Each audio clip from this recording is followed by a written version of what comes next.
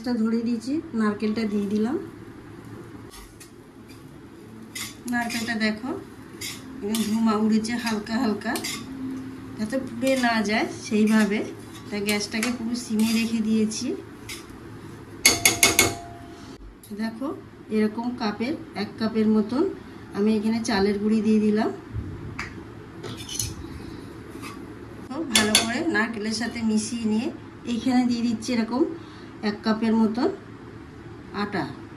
আটার জায়গায় আপনারা শুধু চালের গুঁড়ি দিয়েও করতে পারো, আর চালের গুঁড়িটা যদি নাও থাকে আপনারা শুধু আটা দিয়ে।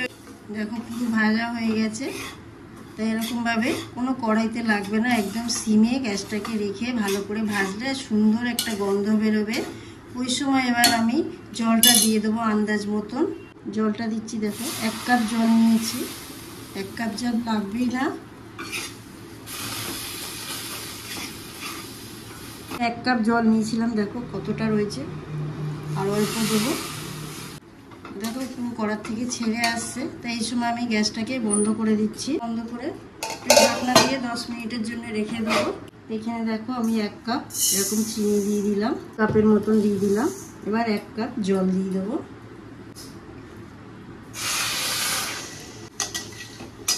শিরাটার মধ্যে দিয়ে দিলাম 4টে এলাচ। একটু সামান্য হাতে সাদা তেল মাখিয়ে নিচ্ছি। এখানে থালাতে ডোটা তৈরি করেছি, ওইখানে থালার মধ্যে একটু সাদা তেল দিয়ে দিচ্ছি। আপনারা চাইলে এটা ঘিও ব্যবহার করতে পারেন। এবার পুরো থালাটা মাখিয়ে নেব। শিরাটা হচ্ছে, দেখো এখানে অল্প একটু আমি ঘি দিয়ে দিলাম। শিরাটা তৈরি হয়ে গেছে। দেখো আমি গ্যাসটাকে বন্ধ করে দিলাম। ডোটাকে দেখো থালার মধ্যে আমি সেভ করে দিয়ে দিচ্ছি হাতে। সেভটাকে দেখো হাত দিয়ে এইভাবে করলে পুরো সমান হয়ে যাবে।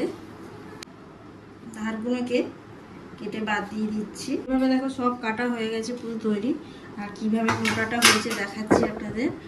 দেখো এইভাবে জিনিসটা মোটা হবে। বেশি না, দেখো আমি সাদা তেল বসিয়ে দিয়েছি, সাদা তেলটা গরম হচ্ছে।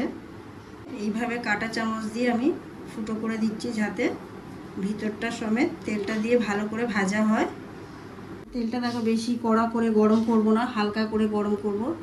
দিয়ে দিচ্ছি,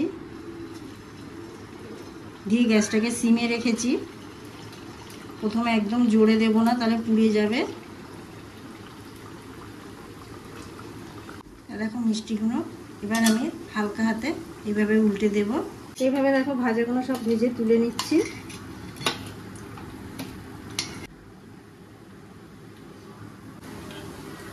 সব পুরো ভাজা হয়ে গেছে। এবার আমি সব তুলে নিলাম একে একে। দেখো এবার শিরার জলটার মধ্যে আমি সব দিয়ে দিচ্ছি।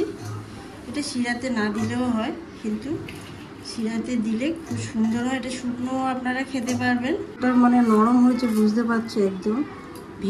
দিয়ে সঙ্গে সঙ্গে কিন্তু এটা তুলে নিতে হবে, কিছুক্ষণ রাখার দরকার নেই। তাহলে জিনিসটা এত নরম হয়েছে তো ভেঙে যাওয়ার চান্স থাকবে। এভাবে দিয়ে ভালো করে নাড়াচাড়া করেই লাভিয়ে নিতে পারবেন। কতটা এরকম হয়েছে নরম বোঝাই যাচ্ছে এইখানে কতটা নরম হয়েছে। আর এইভাবে বানিয়ে ফেলুন বাড়িতে।